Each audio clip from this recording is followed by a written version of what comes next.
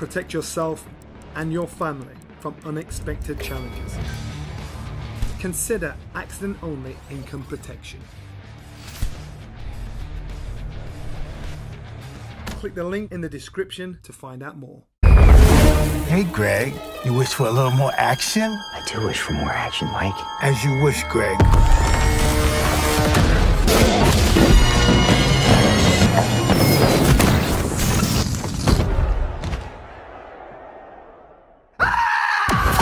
Now this is nice.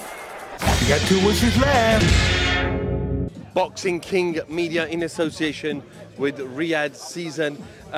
We've got a host of different guests here. Amir Khan's in one corner. We've got Kenny Bayliss, a great referee from the past. Joe Kazagi's in the country. Ricky Hatton, Lennox Lewis, George Foreman. But no one's more important than this man here, Barry Jones. Barry, great to see you. How are we doing? No one likes a liar, mate. No one likes a liar. In the holy country as well, of all places. You're lying. Unbelievable. I'm fine, thank you. How are you? I'm very well, thank you for asking. How long have you been here in Saudi? No, I only got you yesterday afternoon, so yeah. It's been nice, isn't it? The weather's nice, not too hot. I mean, it's very hot, but not too hot. And tonight there's a bit of a breeze, and it's pretty cool. And this is quite amazing, isn't it? Yeah. I mean, have you had a chance to walk around anywhere and see any particular sites or eat anywhere out? Nah, nowhere to go, is there? There's no pavements. There's no pavements in here.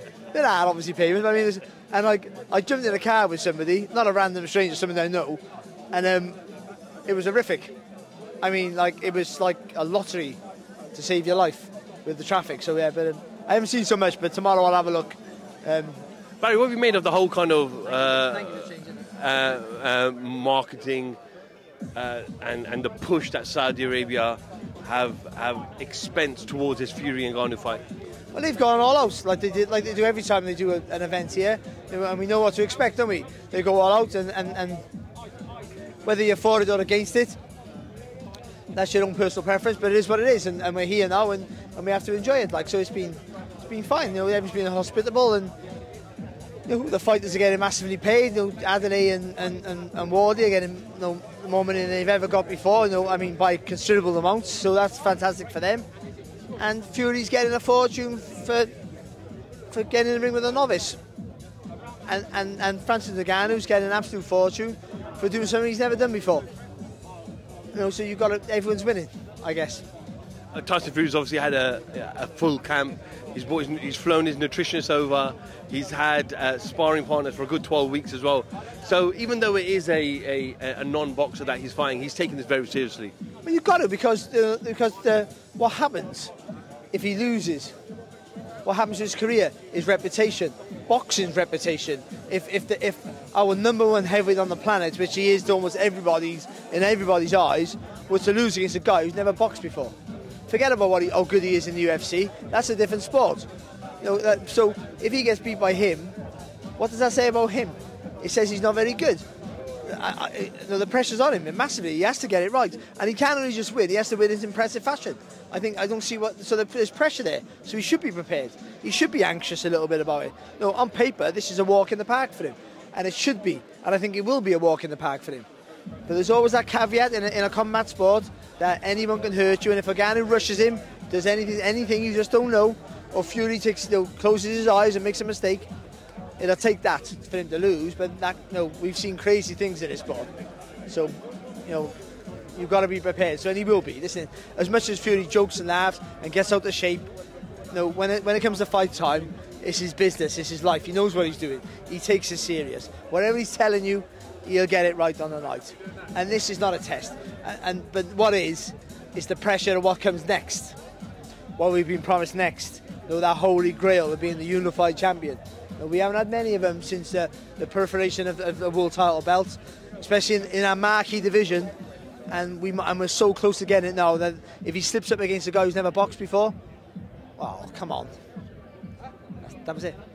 The fact that the Usyk fight is signed, they're going to announce a date on Saturday night after if Fury is victorious. Is it more imperative now that Fury gets rid of Ngannou as quick as possible? Yeah, I don't think there'd be any. Safely, he needs to get rid of him safely. So he can't take any. Forget about getting cut and all that. He can't hurt his hands, all those things. He's got to be injury free. But I think the quicker he gets rid of it, the better it is for him and boxing's reputation. So I think there is pressure on him to get the early win. Obviously, we know the Usyk fight is scheduled to be in December. Where do you rank that in terms of a stylistical perspective as one of Fury's toughest fights? So, we know Wilder, Klitschko's up there, but where do you rank Usyk? Well, it's one of his most difficult, maybe his most difficult, because he has a fight to do who's a lot smaller, but he has an adaptable fighter. Not as adaptable as Tyson. He might be just as skillful, but he's not as adaptable as Tyson Fury off the cuff. But he is the most adaptable fighter he would face, and I think that'll cause a problem for him. So he has to get over that. But stylistically, I don't think it's a great fight to watch. I want to see it, and we need to see it, and it needs to happen. But I mean, stylistically, if they both box to their strengths, historically to their strengths, I know Tyson Fury's changed his pattern a little bit the way he fights, then it would be really who can negate who the most. That takes place on December 23rd. Another heavyweight fight that we always wanted to see for many, many, many years is Deontay Wilder and Joshua. At once upon a time, Barry, both of those gentlemen had all the belts. Both those gentlemen were undefeated, and everyone talked about it. It didn't happen. Is this a lesson for everybody? Sometimes we let fights marinate for just a bit too long.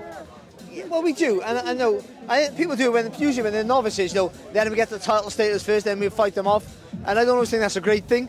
But the fact that Deontay Wilder and Joshua never fought when they were at their peaks is a travesty, but it's still a good fight. It's still a good fight. It's a fight with a massive favourite now, though, and that's Wilder is a huge favourite. You have to say that. But Joshua's still trying to find his confidence again, and if he can get that, maybe then it can be an enjoyable fight. The thing with Anthony Joshua is he's still a star. He's one of the most marketable fighters in the sport, regardless of his recent form. So whenever he fights, it's always a big fight. Always big money fight. And that includes Fury. Him and Fury still might be the biggest money fight out there, ironically. Even though, in terms of who would win and who would lose, you're going to see one winner now. But whereas before, you could make a case for Joshua. But still, because they're both big stars and both big names, it would still sell so well. Just finally here, this event's about to start now, Barry, but a host of names going to be here this weekend. I saw Ricky Hatton, Joe Calzaghe, Frank Bruno flying in all on the same flight as well. Mike Tyson's already here. Manny Pacquiao's already here. You looking forward to seeing anybody? Not really, mate. I don't even know who those fighters are, to be honest. I thought so as well, mate. Were they as good as me? I don't know. Well, Joe, because I boxed with Joe, of course. And I've known him since we were kids, and I love him for what he did for Wales and everything else. So to see Joe, the last time I saw Joe, but one time I saw Joe was in Abu Dhabi, of all places. I don't see him very often. We speak now and again on the phone. I very rarely see him. So the fact that I see him for the third time in about 12 months, 18 months, in Saudi, not in Abu Dhabi, not too far away, 2 hour flight away, hour and a half flight away, is quite unique. But yeah, it's always good to see Joe. He's a legend of the sport, and there'll be many legends of the sport here. Listen, for whatever I've been a world champion, but they're at a different level, and I'm a boxing fan first and foremost, so I'll be as excited as anybody. Barry Jones, always a pleasure speaking to you. I'm sure we'll catch up with you on Fight Night. Yeah, sure, yeah. Barry Jones, thank you for speaking to Boxing King Media. Protect yourself and your family from unexpected challenges. Consider accident-only income protection. Click the link in the description to find out more. Hey, Greg, you wish for a little more action? I do wish for more action, Mike. As you wish, Greg.